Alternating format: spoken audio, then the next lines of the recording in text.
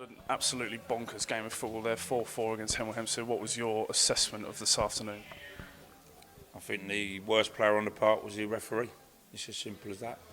I'll give credit to Hemel Hempstead. I thought they played a very direct game on us today. And to be fair, they scored 3 good goals. And if I was Dino and that, I'd be a little bit disappointed that we've got back in.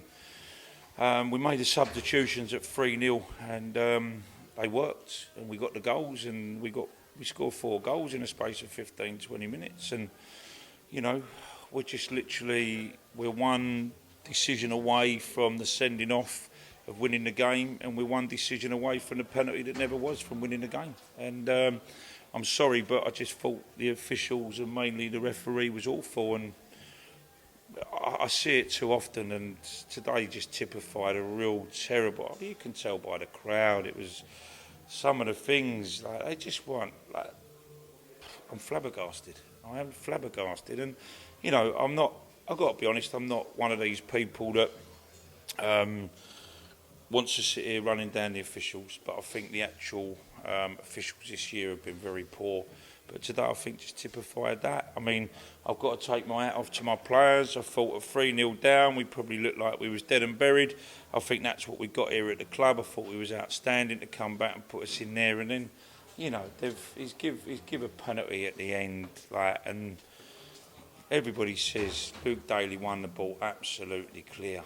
And if you're just going to do every tackle now as a booking or a free kick or a penalty, the game's dead. It's dead.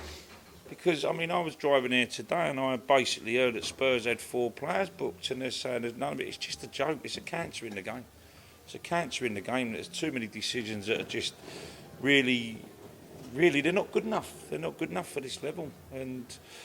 But as I say, you know, credit to Hemel. I felt Hemel, you know, come with a game plan and, you know, went 3-0 up, and most Chelmsford sides would probably maybe have capitulated at that stage, but we didn't. We stayed in it and we got it back to 4-3, and I've got to say well done, but I've gone absolutely mad in there about the discipline. You've heard me, and I think they've all upstairs would have heard me. And, you know, I don't pull no punches. I told Bushy there, he's cost us the game. There's no need for him to do that. There's no need for whatever they were saying to him, it happens. But you've got sucked in there. And at 4-3, you know, you've gone running past their players, you've said something. The linesman's been busy. It happens all the time. It's going on in the game all the time.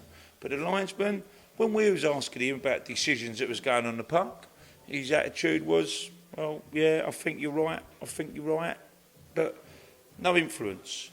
All of a sudden, Bushy runs past. Oh, he's just said to him, you know, blah, blah, blah, this, that, whatever. Don't even care what he said. But you shouldn't get the linesman coming over to the ref and getting a player sent off on the back of that. Do your job. Look at the offsides. Let us know when the ball's in and out of play. Don't be busy. But as I said to Bushy, you've killed us. Because I think that gave them a little bit of lifeline to believe it. And now we've had to now play one up front, so we can't press from the front. The ball then kept getting put in behind us, and it's killed us. And not being funny, Bushy yet again. I will deal with it internally, whether he likes it or whether he don't. As far as I'm concerned, it's the same as Adam. You know, if they're going to play for Chelmsford, they've got to show me a bit more discipline and respect. And if they don't, then at the end of the day, maybe go and find your football elsewhere. Because I won't have it. You know, I talk about it all the time. I want them to be winners. I want them to be aggressive. But they're experienced players. At this level, in this league, they're experienced players. And I don't expect that. And today, so I think, along with the referee and along with our silliness ourselves, our discipline, we've thrown away 2 points on an unbelievable comeback. It's probably comeback of the season. Yeah, probably comeback of the century. You know, 3-0 down with 20 to go, 25 to go. You can't write the script. We've gone now, we've got 4 goals, and we killed ourselves. I'm so disappointed with that. It's my birthday as well. And I said to the boys in there, it's my birthday on Monday, I'm out tonight in London. I said to the boys, give me something to drive up to London and be pleased with. But, you know, I can't be over the moon when we're 4-3 up, and really, you know, as good as Hemel were today, they were at 4-3. I think the game was won. But there we go.